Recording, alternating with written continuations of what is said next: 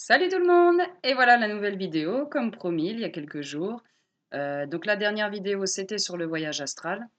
J'espère que ça vous a appris des choses et puis que du coup vous faites vous-même des voyages astraux dont vous vous souvenez, autre que vos rêves du coup, enfin autre que quand vous partez pendant vos rêves.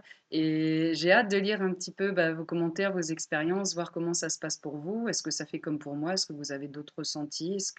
Enfin, chaque expérience est unique de toute façon, donc je suis sûre que vous avez des choses passionnantes à partager. Donc surtout, on n'hésite pas.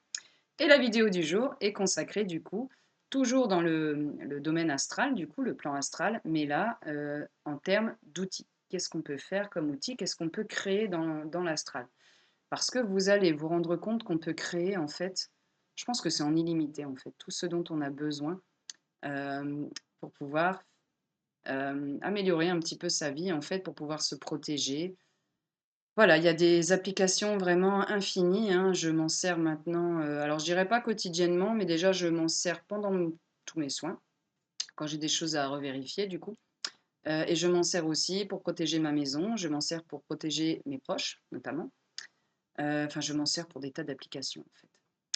Donc du coup, l'astral. En fait, alors je me suis renseignée là-dessus, je pense que c'était peut-être encore avec les livres de Serge Boutboul, je vous avoue que je ne suis plus sûre. Je pense que oui. J'avais lu quelques livres là-dessus, et du coup, pareil, ça m'a passionnée, un peu comme le voyage astral et comme dans mes archétypes, j'ai l'archétype de l'étudiant, quand quelque chose me passionne, j'y vais à fond et du coup, j'ai bossé, bossé, bossé et non seulement je travaillais, mais non seulement je me rendais compte que je lisais l'exercice et en fait, je savais le faire directement. Donc là, forcément, c'est un moteur hyper puissant, quoi. Parce que vous imaginez, vous venez de lire une chose et hop, tout de suite, vous savez la faire. C'est quand même fantastique du coup. Et on sent que ça fonctionne. Donc du coup, ce que je propose peut-être, autant essayer tout de suite un exercice, comme ça vous pourrez vous entraîner, vous pourrez le faire autant de fois que vous voulez du coup. Alors moi j'avoue que la première fois que je l'ai vu, je l'ai fait, ça s'est fait tout de suite, mais je pense que pour certains d'entre vous, en fait, il faudra tout simplement le répéter plusieurs fois, jusqu'à temps qu'en fait vous sentiez quelque chose. Donc le tout premier exercice, il va être tout simple. Je vais baisser un peu la caméra du coup. Donc, vous avez vos mains, vous voyez, hein, vous allez les mettre juste devant vous, comme ça. Et en fait, aller voyager dans le plan astral, c'est juste une question de visualisation. Du coup, ça passe toujours par la visualisation, hein, beaucoup de pratiques passent par ça. Donc, quand vous regardez vos mains, vous allez visualiser. Donc, c'est imaginer et en même temps se concentrer sur les ressentis pour voir ce que ça fait. Vous allez imaginer que vous bougez votre pouce, là, ici, mais sans bouger le pouce physique. Vous allez lever quelque chose ici au niveau de votre pouce et ça va être le plan astral. Dans le plan astral, en fait, c'est un prolongement de votre corps physique. Donc, vous pouvez bouger tous les doigts dans le plan astral. Donc là, par exemple, je visualise que je lève mon pouce. Et en instantané, je ressens ici, là, que mon pouce se lève. En fait, ça s'élève comme ça. Hop. Alors, ça va s'élever de ça, hein, ça s'élève de voilà, quelques millimètres, quoi, c'est pas beaucoup. Mais on ressent clairement que ça se lève. Et vous allez faire ça ici pour tous les doigts du coup de la main gauche. Donc, vous visualisez votre pouce, vous le faites s'élever. Vous concentrez sur l'index, ça s'élève, le majeur. Donc, à chaque fois, ça fait un petit sursaut, vous voyez? Et il ne se remet pas vraiment sur votre doigt, ça reste ici, comme ça. En fait, c'est comme s'il y avait un doigt, vous voyez, un doigt qui s'était mis comme ça monte, hop, et ça reste au-dessus. Vous avez ensuite ici au niveau de l'annulaire, on voit se lever, et on se concentre ici sur l'index. Vous faites pareil après avec la deuxième main. Ça, c'est un des tout premiers exercices que j'ai lu du coup dans le livre de Serge Boutboul. Et en faisant ça, au début, je me demandais bien à quoi ça pouvait servir, mais j'étais surprise de voir que j'avais déjà des sensations alors que c'est quelque chose que j'avais jamais essayé. Dites-moi du coup dans un commentaire si vous avez des sensations, si vous sentez que ça se lève ou pas. Si vous n'avez pas de sensations, c'est peut-être tout simplement que vous n'êtes pas, vous, sur les ressentis. Donc peut-être que vous allez avoir la certitude que c'est fait, que vous avez réussi à bouger votre doigt, ou vous allez, enfin votre doigt astral, votre main astrale. Vous allez avoir un truc qui va vous arriver pour vous dire oui ou non, vous voyez? Ça dépend de votre canal qui est d'ouverture, celui qui est votre canal principal. Une fois qu'on a fait la main là, on fait la deuxième. Donc pareil, on fait le pouce, index, majeur, annulaire, et voilà, le petit doigt. Du coup, là, vous avez vos mains, en fait, qui se prolongent comme ça. Les mains astrales, si vous voulez, elles sortent de vos mains, quoi. Et avec les mains astrales, on peut faire des choses fantastiques. Avec les mains astrales, on peut, lors des soins, déjà scanner quelqu'un, par exemple, et on va ressentir tout l'intérieur du corps, en fait. D'ailleurs, tiens, je vais le faire. Donc là, du coup, la main, elle est déjà sortie, hein, si vous voulez. Et en fait, par visualisation, toujours, donc je visualise la main astrale, je la ressens, hein, parce que je la vois pas, je vois pas une main qui sort de ma main, hein, mais je sens que c'est là, en fait. Et à partir de ça, hop, on peut diriger, et du coup, on peut faire un scan. Donc je me scanne là, voir s'il y a un petit quelque chose. Moi, je suis connectée, je suis détendue, donc pas de souci en particulier. Allez voir en bas les jambes. Tout va bien pour aujourd'hui. Il n'y a rien à faire. Les mains astrales, du coup, euh, une fois qu'on les a créées, on peut créer des outils astraux. Alors, les outils astro, ça va être bien sûr essentiel pour tous nos amis thérapeutes, hein, ceux qui envisagent une carrière du coup de thérapeute holistique dans les soins, etc. Ça va être quelque chose qui va vraiment être complémentaire pour votre pratique. Parce qu'avec les mains astrales, vous allez ressentir les brèches dans l'aura, par exemple. Enfin, vous pouvez créer des tas d'outils. Je me souviens avoir créé des tubes en matière astrale, en fait, et on peut les déposer sur les chakras d'une personne pour que ça se vide quand c'est vraiment quelqu'un qui est en très très mauvais état et il y a beaucoup beaucoup de choses à vider. Ce sont des matériaux extensibles, en fait, hein, on en fait ce qu'on veut. Donc j'ai pu vider des chakras comme ça. Mes enfants percevaient certains êtres des plans subtils et c'était pas quelque chose de positif pour eux parce que bah, ce sont encore des enfants, du coup, ils ont tendance à prendre un peu ce qui passe, en fait, et les entités négatives qui passaient dans le coin, ils avaient tendance à être perturbés. Avec les mains astrales, du coup, j'ai pu créer une coque de protection. C'est une coque qu'on met, en fait, et alors, pour vous, ça peut être très utile aussi, amis hypersensibles, les amis qui percevaient les émotions des autres à distance, qui ressentaient l'atmosphère d'une pièce. Et là, on est bien d'accord que c'est tout simplement invivable quand on est dans une foule, par exemple. Moi, ça fait plusieurs années que quand je suis dans une foule de personnes, je peux pas, en fait, je deviens complètement hystérique, ça m'oppresse. Je sens qu'on me picore de l'énergie de partout et je deviens vraiment agressive et c'est pas une bonne chose, quoi.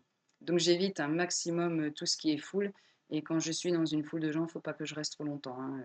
Mon compagnon et mes enfants savent quelque chose, je peux pas, vraiment ça me fait pas du bien du tout, quoi.